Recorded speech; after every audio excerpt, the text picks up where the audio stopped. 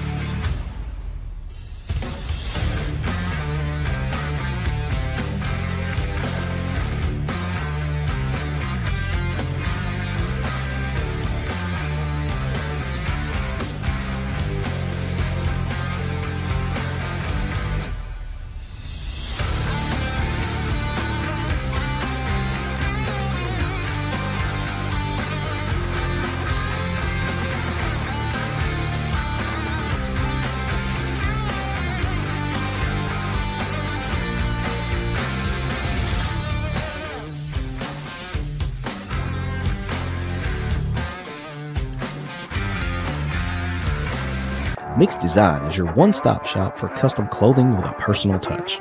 At Mixed Design, we can help you tell your story through your wardrobe. Your imagination on a hat, shirt, pullover, or nearly anything wearable. And while you're picking out some custom clothing, check out the one-of-a-kind handmade soaps from the Bobcat Soap Company.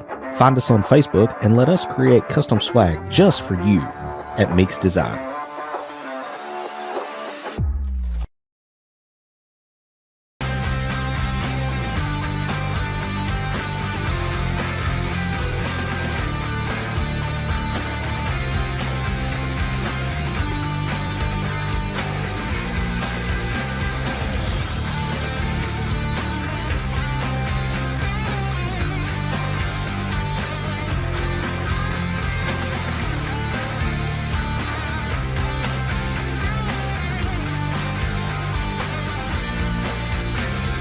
Mixed Design is your one-stop shop for custom clothing with a personal touch.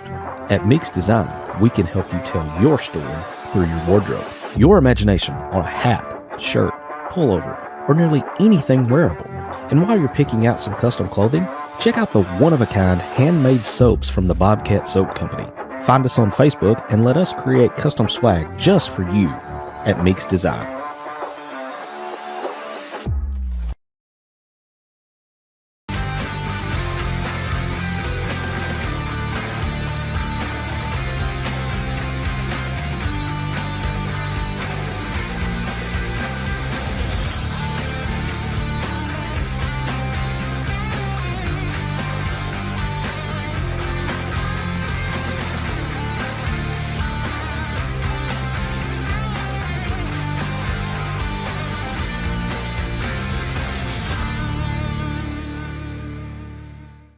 This is where the fun begins.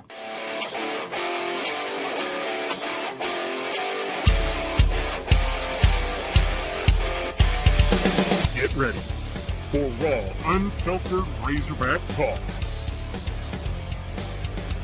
Nobody knows what they'll say next.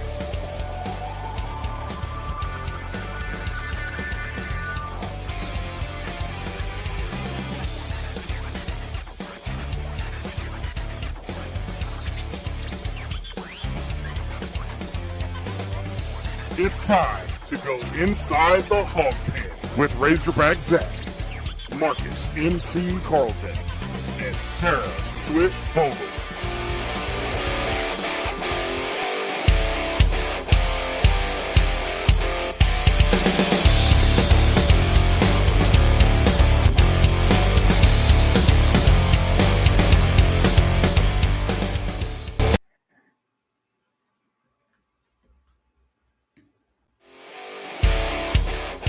My soundboard doesn't want to work. What's up, everybody? It's Razorback Zach. Welcome to an all-new episode of Inside the Hawg Pen. Joined from the NEA by my buddy, my co-host, and the dynamic duos back together, Marcus MC Carlton. What's up, dude? Not much, man. Just we're reunited like Lester and Earl here in the Blues Brothers. I'm on a mission from God. One of my favorites, man. Let's see if I can get my soundboard to work now. Obviously not. It's still broken. Yeah.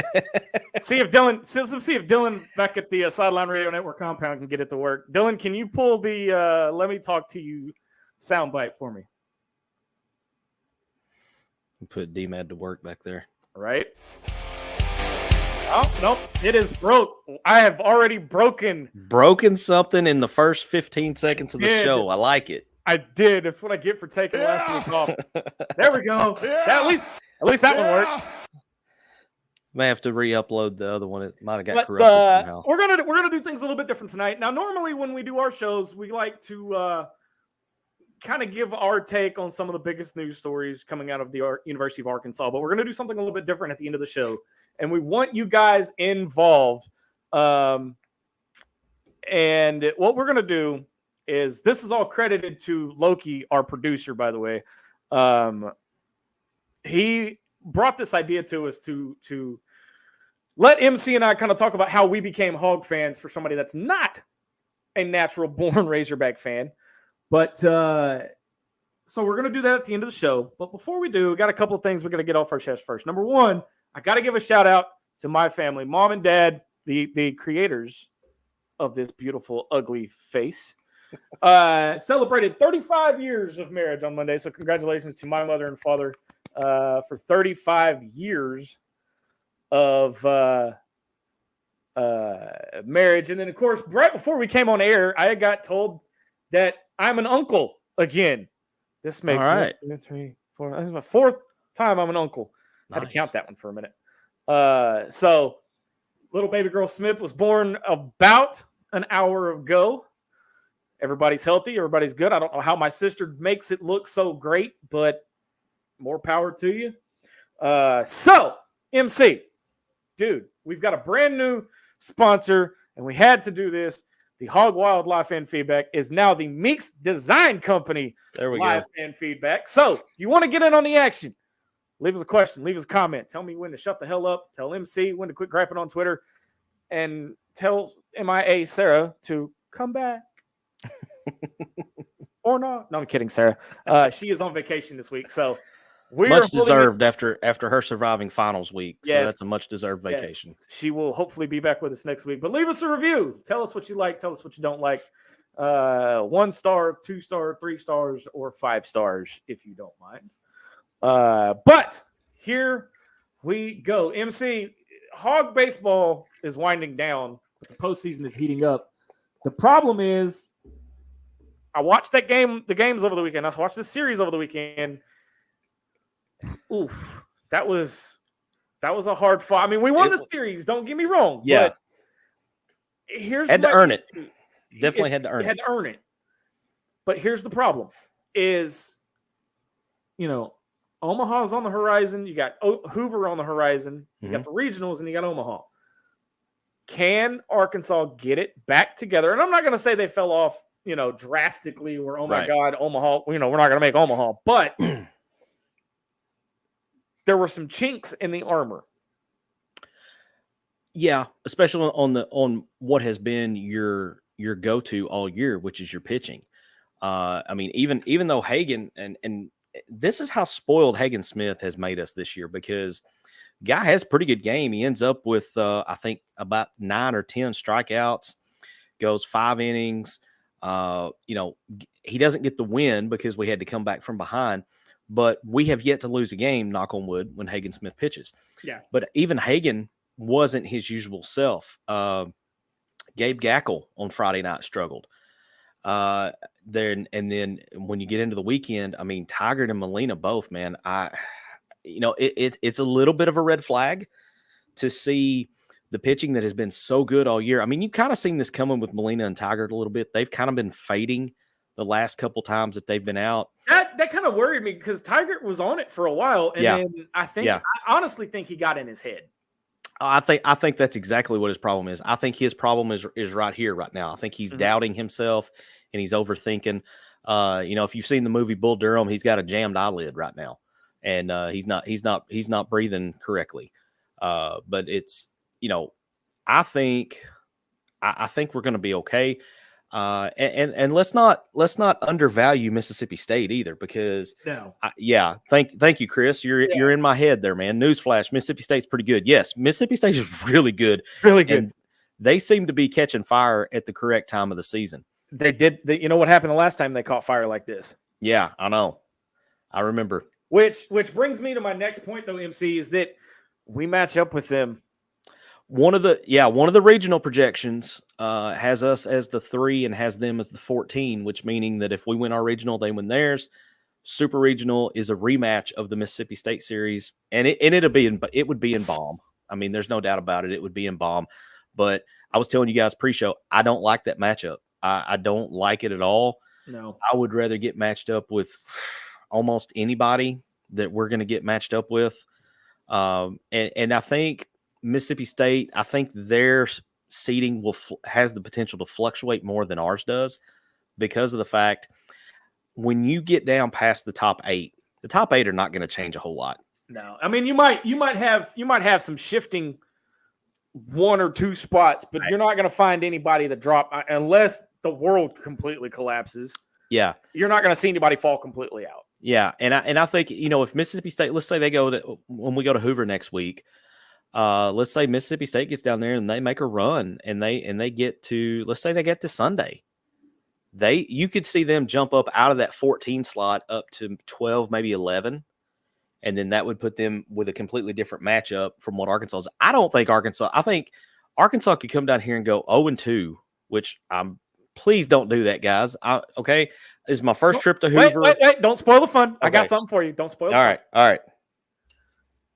But no, and the thing about it, though, is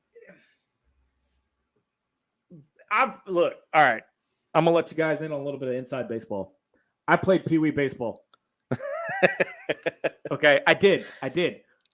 But I played right field. I was out there chasing butterflies. Big whoop. But I do know that baseball is a pure mental sport more than it is a physical sport. Yeah, there's definitely a huge mental aspect to it. I mean, because there's, especially for pitchers. Yes. Pitchers can kind of be like kickers. They kind of be in their own little world, so to speak. I'm very interested to see if Gage Wood is on a heater right now.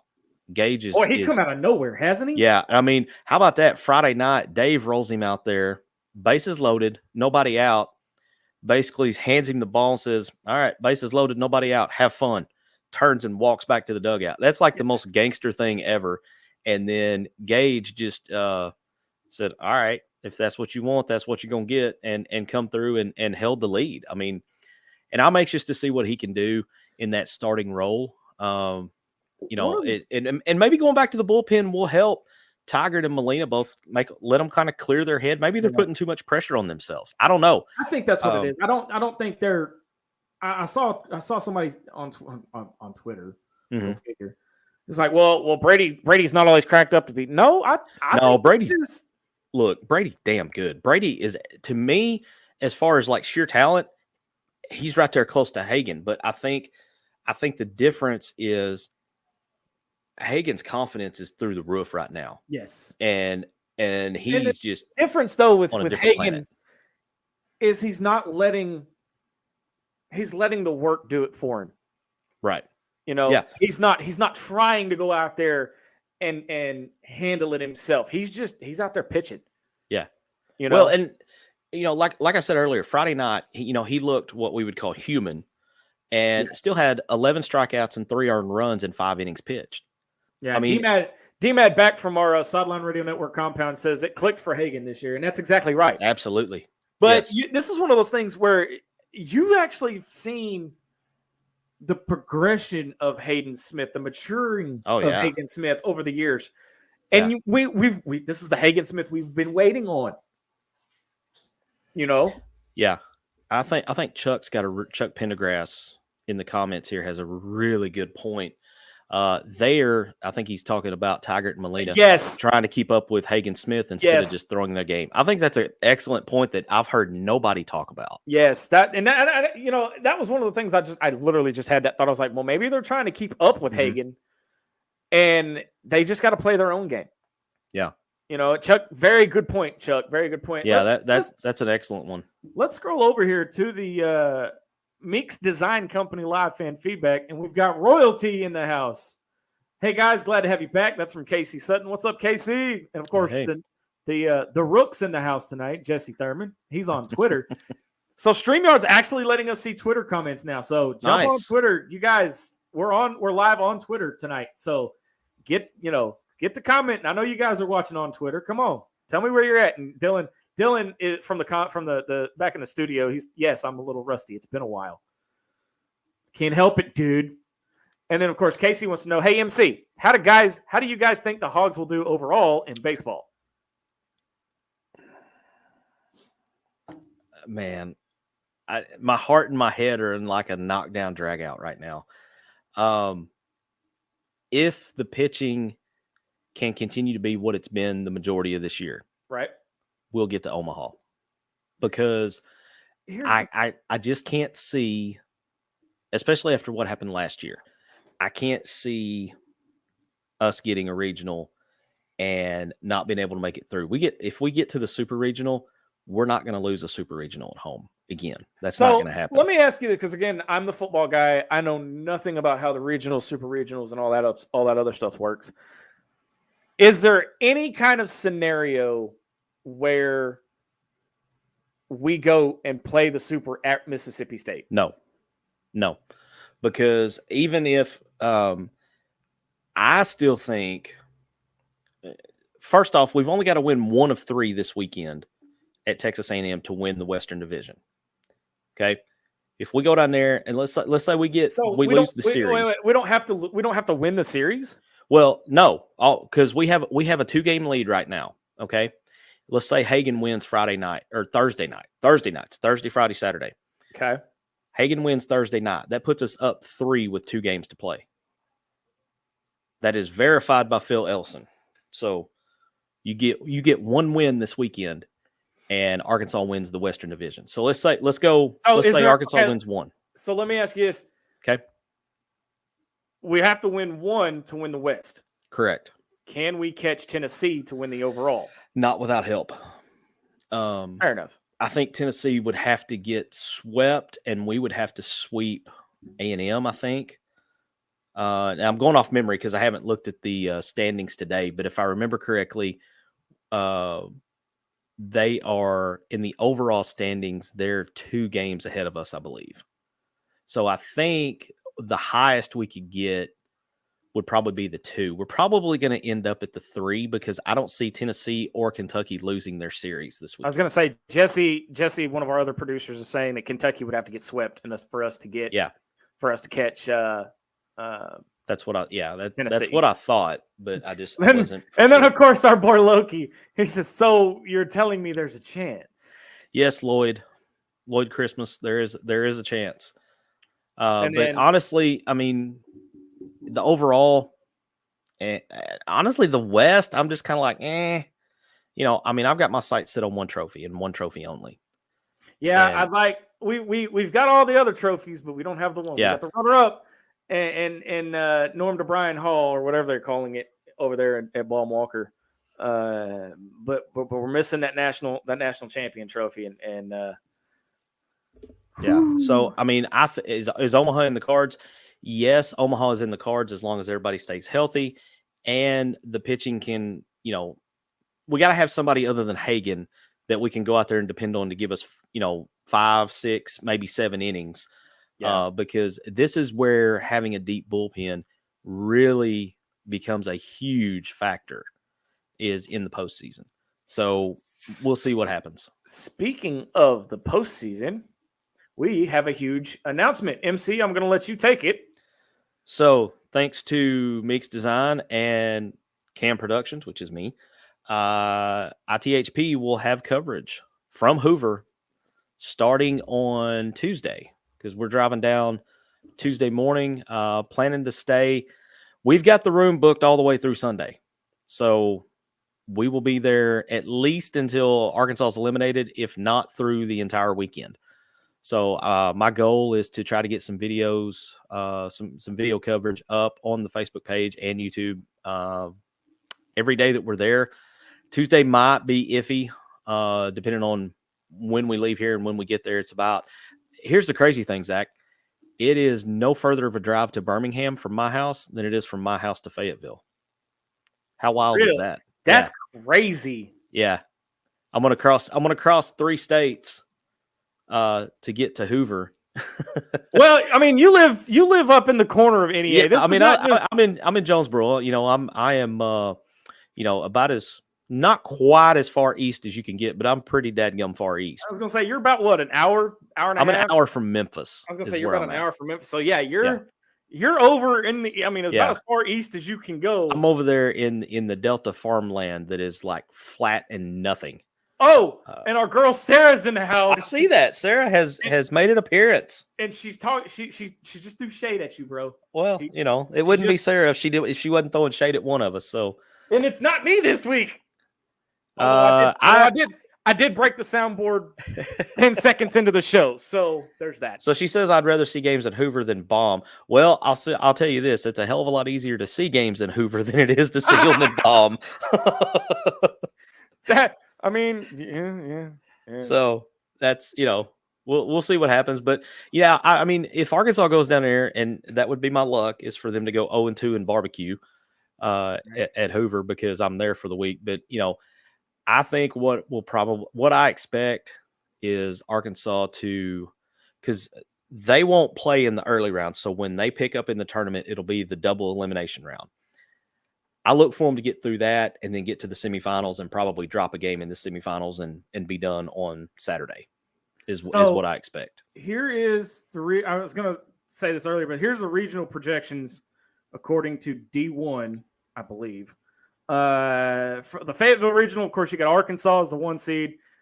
Southern Miss, Kansas State, and New Mexico are the 4 here for at Fayetteville. And then the Starkville Regional, you've got Mississippi State, Louisiana, Georgia Tech, and Lamar.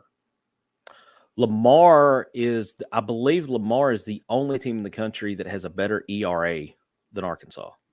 Really? I believe. I heard something about them in the Sunday broadcast of Arkansas and Mississippi State.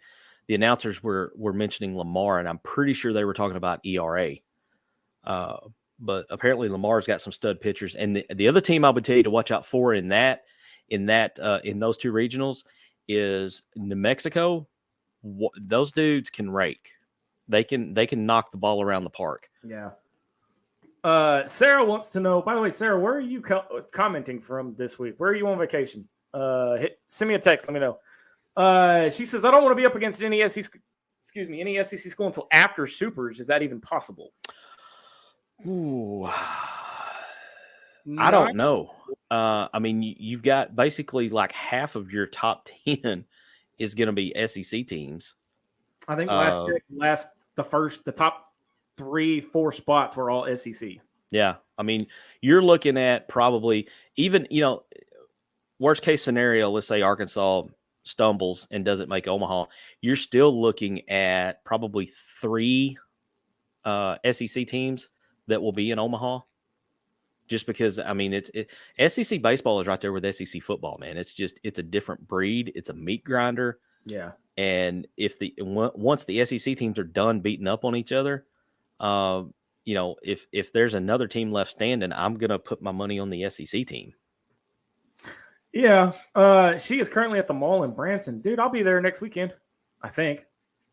Hope so. Jesse Thurman says, Lamar is really good this year. They're recruiting the Golden Triangle down in Southeast Texas really well. Those boys are always battling for the Little League World Series in their youth. That's true. I didn't think about that, but that area always sends somebody up to Pennsylvania for the Little League World Series. So switching gears on a topic we haven't mentioned much on the show, but we should have. And that's my fault. Softball. Their postseason has started. Get to host again. They get to host again, but Yep. they're kind of doing the same thing they did last year, where they let Missouri of course, that game was delayed. That game was delayed day and a half. So, Yeah. I mean, but can they win it all this year? Can they finally? And I know we ask this every single year: can the football win it? Can the basketball win it? These ladies have got a legit shot. I mean, they're not just gonna lay down and just quit. Yeah, and I think they all have the returnees all have a sour taste in their mouth from the way last year ended. And I look for them to come out in this regional and be focused And Coach Deifel will have them ready, and I think they'll be there and take care of business. Now it just depends on. I haven't looked at the brackets. So I don't know how the super regional matches up, but I think we just lost MC. I think we just lost MC. If you want to jump in here and cover down for him while he's getting his internet fixed. Let's see if he's back. Hey, buddy. Let's see if we got MC back. MC, you back with us, buddy? wow, that was weird, man. That was really weird. Y'all have fun now. I don't know what happened, man. It like you nothing blinked on my side. You totally just locked up. But Wow. It's that Jonesboro internet is what it is. And yeah, I guess so, man. Yeah. We're still on Pony Express up here. I blame the Northern Lights, by the way. Dial up. Yes. But no, there's a couple of teams that are coming to the SEC next year that are just too good, and they're hitting their streak right now, and that's Texas and Oklahoma. Oklahoma softball is a damn machine. Okay, they're just a machine. Would you say that Oklahoma softball is the women's South Carolina basketball team? That's pretty fair comparison. Yeah, I would say that's a matter of fact. I would go a step further, and I would say that that Oklahoma softball is more like, you remember when a few years ago that UConn women's basketball was either winning the title every year or at minimum making the Final Four. I think that's more of a better comparison, because Oklahoma has some sustained success in softball, and they're just a machine. So good luck to the ladies. We will be Absolutely. watching. Now, we get to talk Hog Hoops. Yep. Still no DJ Wagner. We're still waiting to see what he's going to do. But I think it's coming. But here's what I want to talk about. Okay. All right. What are these people smoking that put these schedules together? Home office. Yeah. Okay. Let's put this up here. Yeah, there you go. I'm going to get rid of this. So here's your home opponents: Alabama, Florida, Georgia, LSU, Ole Miss, Mississippi State, Missouri, Oklahoma, and Texas. Okay, that's great. Both the newbies got to come to Bud Walton. But there's one team missing. Yep. And it's being talked about not just by SEC fans, but this is getting some national play too as to why Arkansas and Kentucky are not playing home and home. The only time they play next year is going to be at Rupp Arena. And everybody that's a basketball fan wanted to see home and home here just because of all the undertones of that game. But MC, think about this for a minute. Okay? You have former Kentucky coach, now Arkansas head coach, John Calipari. Yep. Okay? Or Coach Squid, as my mom would say. Yeah, we used to call him that too, man. If they fumble the return of John Calipari to Rupp Arena for like a Wednesday night, and this is Jesse Thurman saying this, he said this pre-show. If they fumble this and put it on a Wednesday night, they're doing a disservice. And I as big of crybabies as they are, both fan bases are probably going to end up rioting. Yeah, it's Rupp will be intense. Where do you see this game falling on the schedule? Because it's an away. I mean, you've got the away opponents. Right. It isn't. Yeah, look, I'm going to pull the away opponents up right now. So here's your away opponents. And let's not overlook that first one, man. Going down to the Juggle at Auburn is never easy. Auburn is not a blue blood. They are not a blue blood, but they triggered. Until something changes, we have to give them their props and say that they kind of own Bud Walton because they gave us the worst loss in the history of the arena. So we just kind of take a bite of that crap sandwich and eat it. But the Kentucky game, we were talking about this a little bit pre-show, and I think it's going to be a Saturday afternoon game. Depending on now, this is dependent on, because I think and this is where we didn't have time to look this up because this isn't something that hit us except for like 3 minutes before we went on. SEC and CBS, I believe, are completely done across the board. Because at first I said this is going to be a 1 o'clock Saturday afternoon SEC on CBS game. And then I remembered, oh crap, CBS is done. So that means it's going to go to either ABC or ESPN or one of the different ESPN channels. I don't know what kind of time slots ABC is going to have, but whatever their Saturday afternoon time slot is what I think will happen here. Hey, D-Mad, let's hold off on break for just a second. I know I'm pushing break and Dylan's fixing to blow a gasket, so we're going to make this quick. It's one of those things where I have to disagree with you on this, though, MC. Okay. I think it's got to be college game day. Game day's got 100%. 100% game day's game day's got to be at Rupp. And you're looking, and if they fumble this, they're idiots, okay? But go 8 o'clock tip-off Saturday night ESPN. Dude, I would love that. Okay. I mean, not only here's a reason. How can you not Yeah. with this big match? I mean, you're Right. and potentially, we're hoping and crossing our fingers, you're looking at a potential top 10 matchup. Come on. Hopefully.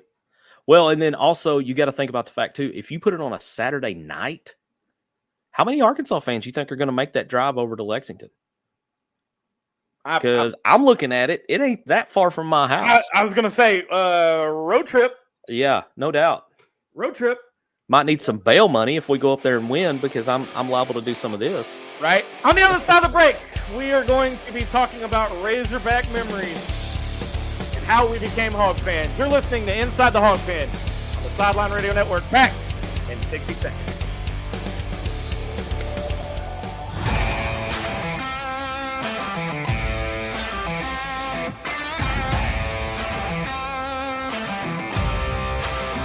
Mix Design is your one-stop shop for custom clothing with a personal touch. At Mix Design, we can help you tell your story through your wardrobe. Your imagination on a hat, shirt, pullover, or nearly anything wearable. And while you're picking out some custom clothing, check out the one-of-a-kind handmade soaps from the Bobcat Soap Company. Find us on Facebook and let us create custom swag just for you at Mix Design.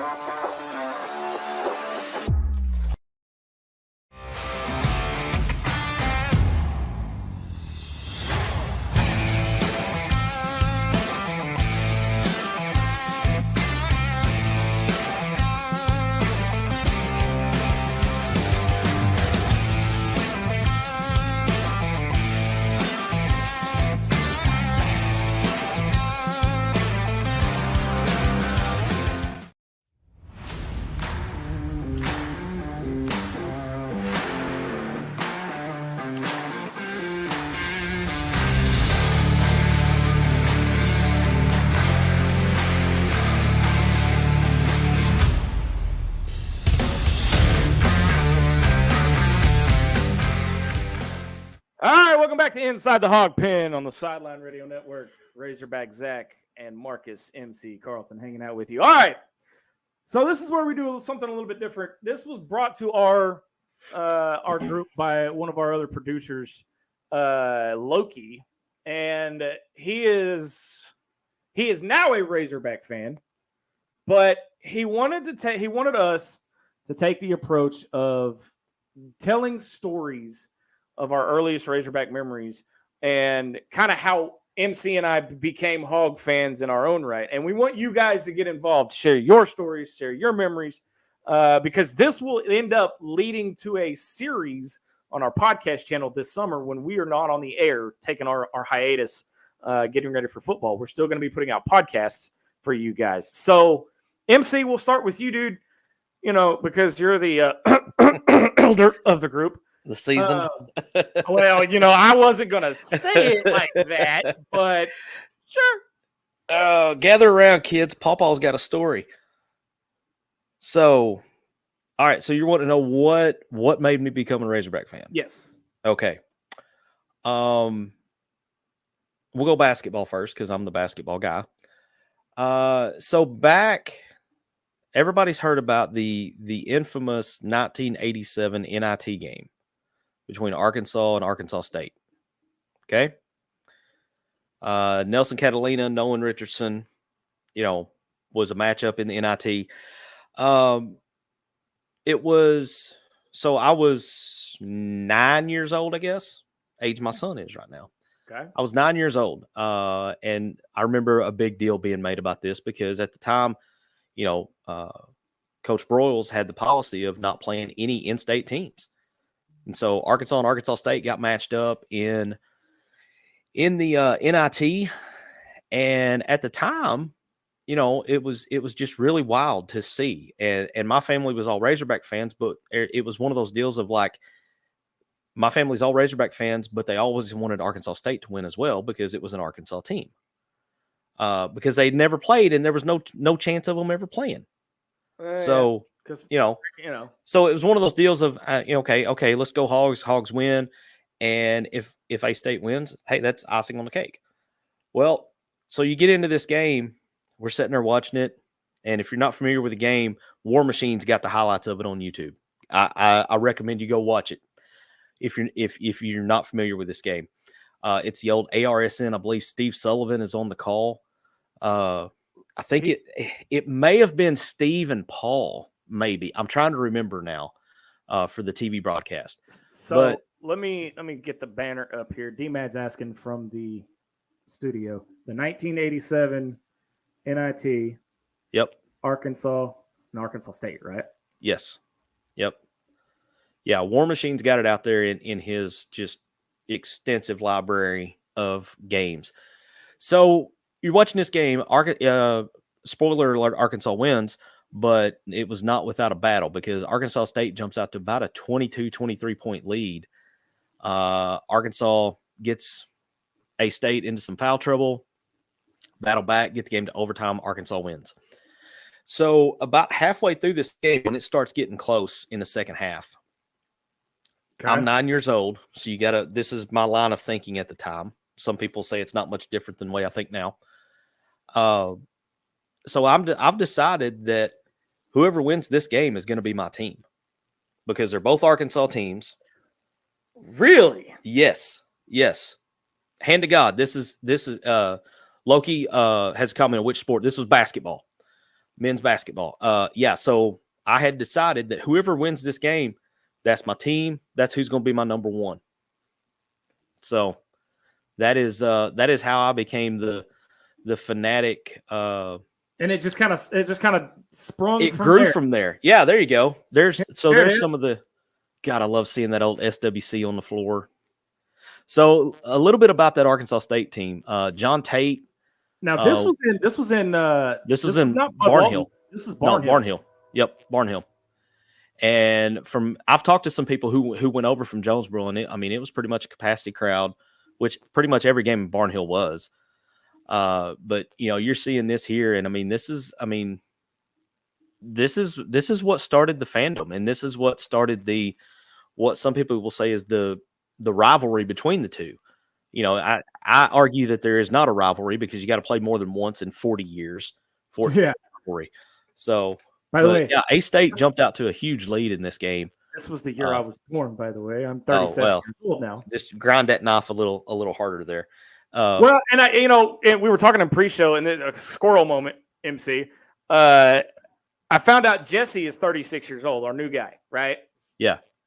That makes me and you the oldest two of the bunch here. Like, what the hell? This is not fair.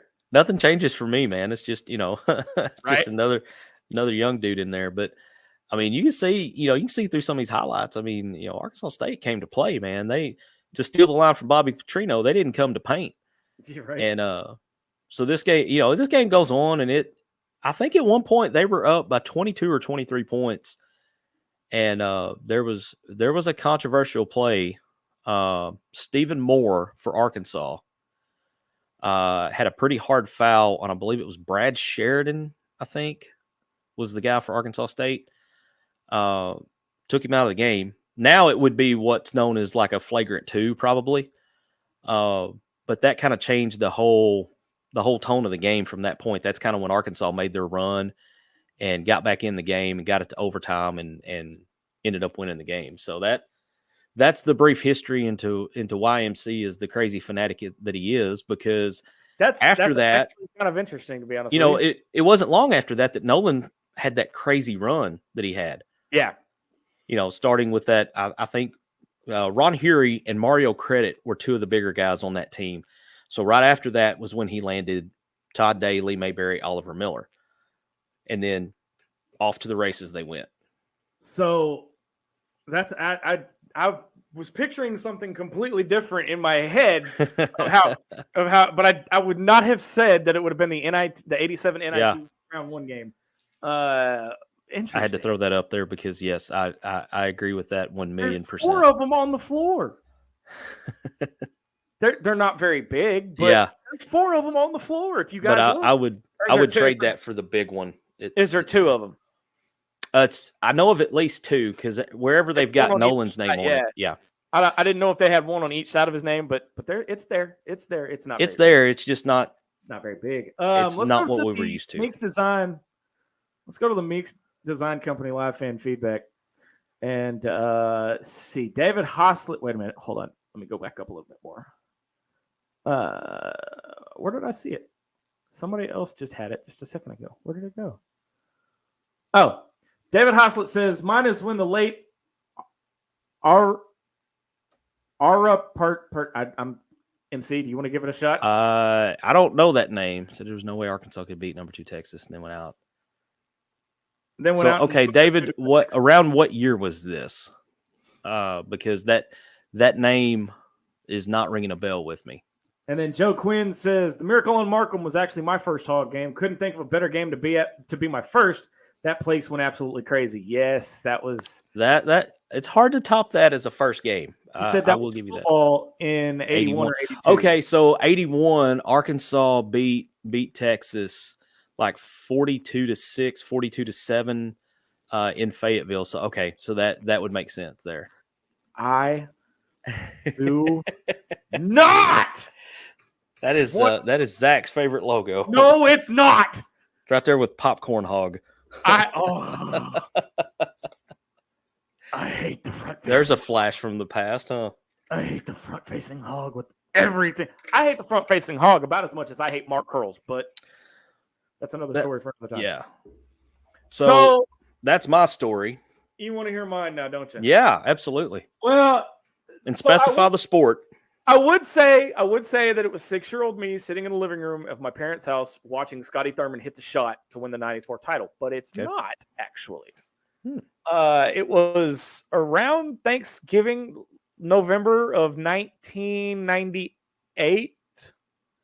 Okay. 99. I was riding in the car with my mom, and for some unknown reason, I heard Paul Eel's voice on the radio and started listening to Razorback football. And it was, I think it was a Tennessee game, but it was back in the day when, 45, 50-yard field goals were unheard of. Now they're just, those are chip shots nowadays. Yeah. But these were very, very rare. And I want to say it was Tennessee that hit a 50-yard field goal, or whoever we were playing at the time. Because I was sitting in front of, for those of you familiar with West Little Rock, the Best Buy that is still there. We were driving to Best Buy to buy my dad's birthday present, and was listening to the game. And that kind of spiraled into, okay, let's, the next memory would be the 2000 Cotton Bowl. Texas, Arkansas, you know. But my favorite one, what really did me in, was the 9 overtime with Kentucky in 03. Mm-hmm. I was Matt still Jones and the Pillsbury Throw Boy. Yep. Jared Lorenzen. I remember specifically, I think it was that game. Tony Bua, the whistle had blown, play was dead, and Tony Bua come out of nowhere like Danny did from the replacements and laid this dude out. Probably. Bua was known for that, man. Picked this poor kid, picked him up and knocked him at least 10 yards back. And my dad looks at me and he goes, "You need to go take a shower." And I said, "But Dad's game's not over yet." It was like 4 minutes to go in the fourth quarter. And I was like, "All right, fine, I'll go." I came back there, and he looks at me and he goes, "They're still playing football." It's like the third overtime, and we sat there like this. This was the game. This was it right here. Yeah. By the way, big shout out to War Machine 2013 for letting us use his highlights on the show. And but it's, there's all these different memories that I have. The 99 redemption against Tennessee, the ambush in Austin, classic Texas Arkansas matchups. Heck, one of my favorite memories was Texas Arkansas 2022. I bet that was a fun one to be at. 21. Yeah. That looking at this, from our seats. By the way, big thank you to James Harris of Harris Made Chef Services for supporting us going to Fayetteville. Looking up at the stands that night and literally seeing that stadium packed to the brim of people, and just we win, the goalposts come down, Juracek just says, "Let them come." Yeah. And there's so many things. Of course, me being the football guy, most of mine are football related. One of my special moments was my daughter's first Razorback game that she watched with me. Cool. We won it was the Battle of the Boot. It was the first time we'd won the Battle of the Boot in a couple of years. And so that, as a father, that was my favorite one. But there's all these memories and things, and you guys pay attention to the podcast wherever you get your podcast, because we're going to be going more in depth in these. Now, MC, what's your favorite? Wow, favorite. I'm gonna have okay. So I'll split it. I'll keep splitting it into sports. Okay. Favorite football. I was at the Hunter Henry Heave game down in Oxford. I was there for that. That is unmatched. There's an area of time there after Arkansas scores after the Hunter Henry Heave that is just like a big blur to me, because I got so fired up that everything just kind of went black and white and still for a couple minutes. Basketball, I've not been able to go to as many basketball games as I have football. But I guess probably my favorite basketball game, it was actually the first basketball game I got to go to, again at Ole Miss, and it was the first year that Arkansas was in the SEC. So you had Todd Daly, Mayberry, Oliver Miller, all that bunch.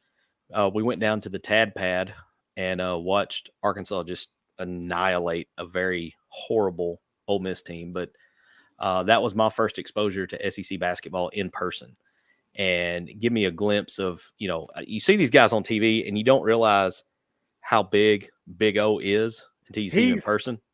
Now, because I saw him a couple of years ago at an autograph signing event, he's more like medium-sized O now. He's I mean, he's probably down, he's probably 230, 240. So he's not nearly as big as he was, when he was playing. But either that game, or I got to go in 2009. They had I guess it would have been a 25-year reunion. No, wait. Yeah, that's right. 15-year reunion of the title team, 94 to 2009. Yeah, my math adds up. Okay. Let me ask you a question real quick. Okay. A squirrel moment here. Indulge me if you will, MC. This is how. All right. Do you think? And I'm gonna piss off the fan base, and I know I'm going to, but I'm gonna ask this just conversation wise. Do you think we indulge on the 94 team? Yes and no. I mean, I know we're yes and no. Yeah. Because, every year it seems like we honor the 94 team for something. Right. I get it. We won the title. Nobody hate me. But there comes a time when it's all right. We've already done enough. Yeah. I mean, how many different ways can you honor the same team? No, I get it. Totally get it. But so this was one of the first reunions they did. 15-year reunion. Right.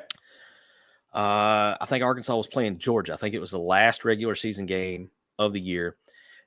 Prior to the game, they had tables set up where you could get autographs, pictures, blah, blah, blah. I got to, not only did I get a picture with Nolan, I got to talk to Nolan a little bit. And so that one sticks out as well. That's a pretty cool memory, being able to talk to him. And, I was getting ready to take his picture. I said, Coach, can you give me a smile like you just beat Sweet Tom?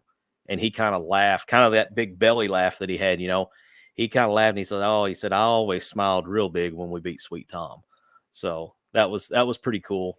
So we've got a couple people here. Jesse wants to share his on Twitter, and he says, my favorite Hog memory is back when Pelfrey was coach. I think and Texas came to Bud Walton. It was my first Razorback basketball game, and Bud Walton exploded when we beat the Horns. We had just beaten Oklahoma the week before. Yep. Would have been early 2000s. Yeah, that would have been 2008, 7, 8, somewhere around in there. Chloe's 15. So, yeah, that would probably be 08. Okay. Kevin Durant was on that Texas team. And then the Oklahoma team that he mentioned, Blake Griffin was on that team. So, That's you're talking two pretty huge studs that come into Bud Walton and the L. Loki is in the comments, by the way, and he, I don't know where the other comment went for you, Loke. But he says, and be glad Zach grabbed me. I could have wound up following a Texas team, Kansas or Missouri. I bet he feels like he did something good. I did. I called him up and I was like, dude, I got a spare ticket to a Razorback game. You want to go? Sure. He learned that day what it meant to be on the hill. But no, Loki is now a Hog fan thanks to yours truly, and he is now part of one of the greatest podcasts, Razorback podcast out there. So, all right, so we're gonna bring in D-Mad from the Sideline Radio Network compound, and D-Mad's got his story. D-Mad, what do you got, buddy? You're muted. Why did you mute me, Zach? I didn't mute you, Sarah. First off, love you, Sarah. I'm having a bad night over here. I'm trying to get stuff set up in the background, and it just keeps on popping up. So whatever. You're having a rough night over there in the studio, aren't you? Rough night. But no. My dad, he's an alum to the university. Nice. My brother's an alum. We kind of grew up going to Hog games. My grandma had season tickets to the football games for most of my life. She also had season tickets to a lot of the basketball games for a lot of my life. So I've had a very good life with this. I've been spoiled more often than not. I grew up in Northwest Arkansas. But my dad used to bring me to a lot of games, and there's basically this picture I was pulling up. This is me and my dad. It's one of my favorite pictures I actually have. That's cool. we And see baby pictures now. Well, this is me and my dad going to a baseball game. Honest to God, I know I'm small here, but I remember that exact picture being taken, and it's always been like my close to home picture. There's a caption on that man, it hits hits me right in the feels. Put it that way. Yeah. But man, I've been to a whole lot of Razorback games, and I'm not trying to brag about that. The basketball game that kind of sticks out the most to me was when we played Blake Griffin in Oklahoma. Mm-hmm. That was a Tuesday night game. I drove up from Waldron, Arkansas. You know where that's at. Mm-hmm. It's a good 2-ish hours away from Fayetteville. Drove up to Fayetteville to sit where Zach was sitting in Simmons Bank. That's where I was sitting in Bud Walton. I'm kidding you. I'm not kidding you. I could touch the top of the ceiling, but I was kind of like Zach, being one of the loudest in the room too. But that was a loud stadium that night. Let me tell you. That was probably my favorite. See, I think that's my favorite basketball game going to as a kid. But then I also went to the Kentucky game a couple of years ago when not the Mason Jones game, but the JD Note game. I have a whole story about the JD Note game. Nice. Do I say it? So I'm gonna say it. I had fun on Dixon Street that night, as one does. And I go to, I think it's called Z Bar. I don't go to Dixon very often. I grew up going to games as a kid, not going to Dixon Street. Right.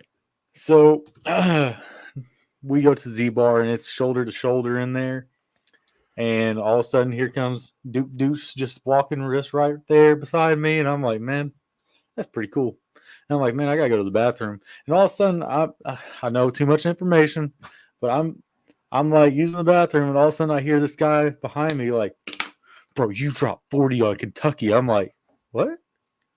I turn beside me, literally, JD Note right here. I'm like, there's That's no awesome. way this is actually happening. And so I'll spare you the details on the rest of that. But Are they a little blurry there, D? I would put a yes. Yes. So my buddy Marty's in the Meeks design company Life and Feedback. He says, I know this is a bad time to say this, but I'm actually not a Hog fan. I just have a very good friend named Zach, me, who is, so I tolerate him. Go Wolves. Which Wolves? One of these. Arkansas My employer. State. Arkansas State. I'm going to keep So, my mouth shut. Loki says, I remember going to the watch party against Duke in the Elite Eight in 22, and that was when I got introduced to the man, the myth, the legend, Jalen Williams. Nice. But keep in mind, y'all, get your memories. We're going to put a Facebook post out the week we do the podcast, and we want to hear from you guys, okay? We want to hear from you because we want you involved. All right, that's why we're here. And my dad doesn't know this yet. He's got a lot of Fayetteville stories. I've heard just a handful of all the Fayetteville stories that he's had, and let me tell you, Fayetteville will get you. Right? If you graduate from the University of Arkansas, you did something. Baker Mayfield approves that message. He does. All right, D. We'll appreciate you coming on, man, and sharing your memory. But here's the thing, MC. You know, we've only got a few weeks left of our season, and Right. we're wrapping up 7 seasons, man. This is the 7th season of ITHP coming to a close, and man, it's kind of surreal if you think about it. My favorite memory would be starting this podcast in my bedroom, in the corner of my bedroom 7 years ago, and a buddy of mine going, dude, you can make this a real thing. Okay. Little did I know that 7 years later, here we are. But, you know, and I've said this a lot of times, you guys, and as we're closing here, I've said this a lot. You know, this was my brainchild, yes, but I'm just the face and the voice. The real credit goes to the guys behind the scenes and to this guy right here. This guy right here to my right, left, or whatever it is, wherever he's sitting, been a gigantic mentor to me, great friend, great brother. I've learned a ton since he's come on the show. And if you haven't seen it, February 22. 22 is his first show. It's Auburn postgame. Yeah. What a wild game to have my first one on. Right. And look, we've been a team ever since. Look at there. But guys like Dylan, Loki, Sarah, Jesse, those that's where the real credit goes to for ITHP being what it is. So thank you guys from wherever you're watching or listening to. Thank you for buying into my vision and joining me on this ride. It has been a hell of a ride, and I'm looking forward to 2024, 2025. Dylan says the loud voice. Yes, I am the louder guy. For those of you that don't know, if you ever hear a hog call and hear somebody screaming louder, that's me. I am not ashamed of it. I am not embarrassed by it. I am not going to stop. In fact, I may take up the mantle for one Hognoxious because I've heard he's retiring. So I will gracefully take your place, my man. But no, seriously, we've only got a few weeks left of baseball season, and We hope it goes till I think the last night of Omaha is June 26th. Yeah. So we hope it goes all the way to there. Loki says until the rest of us start doing it too. Hey, if it catches on, it catches on. I'm all right with that. But a great big thank you to all the fans. We've got our top 3 fans. Jesse Randall's number 3, and then I'm gonna let Casey and Linda battle it out for 1 and 2. I'm not gonna disrespect either one of them. But to all the fans out there, Chuck Pendergrass, Sam Jones, all you guys that have been with us for many, many years. Thank you from the bottom of my heart and on behalf of the team here at ITHP. So we are going to be signing off for our usual hiatus, hopefully at the end of June. Fingers crossed, man. We're gonna tear apart the show, new sets, new designs, new everything, like we always do. And we've got some, like I said, we've got some new things down the pipe. But dude, and I will say this until I'm blue in the face. Thank you for being the coolest and the best sidekick I've ever had. Hey man, I just appreciate the opportunity because I know my wife and everybody else got so bored listening to me talk about meaningless, deep in the weeds Razorback stuff, and it's been fun to come on here and actually get to throw that out there. Jordan is not a Hog fan. She's not a sports fan at all, and I'm okay with that actually. I ought to bring her on the show one time and let her describe how she watches the game of football. It is hilarious. Well, it's been a wild ride, man. I've enjoyed the heck out of it. It's been a wild ride, but guess what? It's going to get even more fun come football season. Starting next week, man. Next week, live from Hoover. Live from Hoover, sponsored by Mix Design Company and your production company. What is it again? Cam Productions. Cam Productions. We're going to have live reports from Hoover. You're not going to want to miss it. MC's going to be there live. MC, final thoughts before we get out of here tonight. Let's go down to Texas A&M this weekend and win the West. And we got to have one, but here's the thing. I'm a little bit greedy, but I'm not over the top greedy. I'll settle for 2 of 3. I mean, I'll settle for 1. You give me 2, I'll be real happy. We'll go down to Hoover, and Hoover just is what it is. We'll do, basically treat it like midweek games. Yeah. Get some reps in for some guys, and then come home and get ready for the regional. Poof. I hope I get to be at one of those regionals. I'm talking to a sponsor right now to see if he'll hook us up for Hawg Pen tickets for the regional. Ooh, but crossing my fingers, man. Crossing my fingers. Okay, so I'm gonna piss off a couple of people before I. Now, why not? We've been feel good long enough, man. So here's the thing. We talk about a lot of things, and we mention a lot of people on the show. If you don't like what we say and what we talk about on the show, there are other podcasts out there for you to enjoy your partaking. Okay? You can't have your hand in the cookie jar if you don't like the cookies. I know it's a bad analogy, but it's the best I can come up with. But I got told, and I'm not trying to single anybody out, okay? But I got a message from a couple of fans that we seemed to be talking, and this was on an older show, that we seem to be talking about a certain somebody. No, not the one that posted the cease and desist on Twitter and thought that it was a real thing. But look, watch the show regularly, listen to the show, and you'll know we don't ever talk crap about just anybody, except for Mark Anderson, who's an idiot. And for good reason. If you don't know why, go check it out. But y'all, it's a show, okay? It's what we do. DMAD, no, we're closing. Rejected. But seriously, it's a show. It's a fan's perspective. Lighten up, all right? Lighten up. And these are grown people getting butthurt. But positive. NCAA 2025 comes out in a couple of months, and I could not be more excited. I have waited a decade. Oh yeah, for this. Now we get some kind of a trailer thing tomorrow, don't we? Yeah, we get some kind of video, almost like a movie trailer type deal for the game tomorrow. I think it's supposed to drop around noon or so. It'll hit Twitter and social media, but that's coming directly from EA Sports. So I'm excited. I'm pretty stoked. And they've revamped the whole game where it's like legit, and they have more announcers than just Chris Fowler or Brad Nessler and Kirk Herbstreit.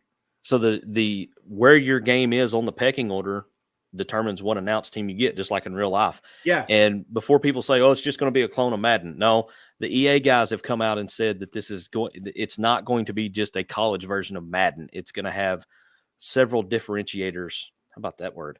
To separate it from Madden. So that was a big word, dude. You got it out in one. I gotta take these out to clear the smoke out of my ears after that one. Wow. Did you hurt yourself? Yeah. That was tough. But no, and for real, guys, we want you guys involved. And we're not like some other podcast where we're gonna talk crap about you unless you deserve it. No, I'm kidding. You can talk crap to us as long as you're doing it in the show. Yeah, I'll take it. I got big shoulders. Crap. I'll take it. Look, all right. For those of you that have virgin ears, might want to turn this down. Y'all talk shit to me all you want to. All right. 99.9% of the time, I deserve it. 99.999% of the time, I get it from this one when she's on the show. And yes, I can pick on her because she's not here. Yeah, she's not here to defend herself. So, not to mention, I'm probably going to catch hell for it next week. But 99% of the time, I do it to myself. So, but y'all, seriously, it's just a podcast. It's just a show. Okay, we're just here hanging out with you guys. That's it.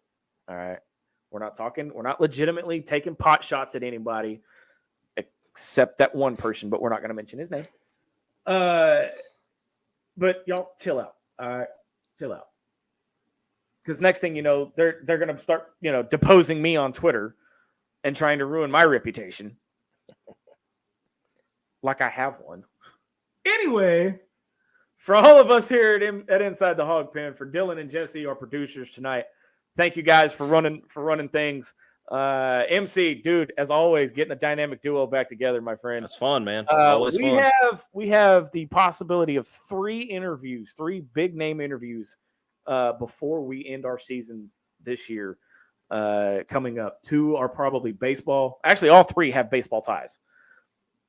So I'm excited about it. One of which I may have to contain my fandom with. And I get to share how I, do my louder chant during the hog call with that guy, because he was also some inspiration behind it. But besides that, you guys are awesome. For Marcus MC Carlton, I'm Razorback Zach, and for all of us here at Inside the Hawg Pen, you have been watching a new episode of ITHP. Until next time, so long, everybody. That is, if I can hit the button and not break my soundboard.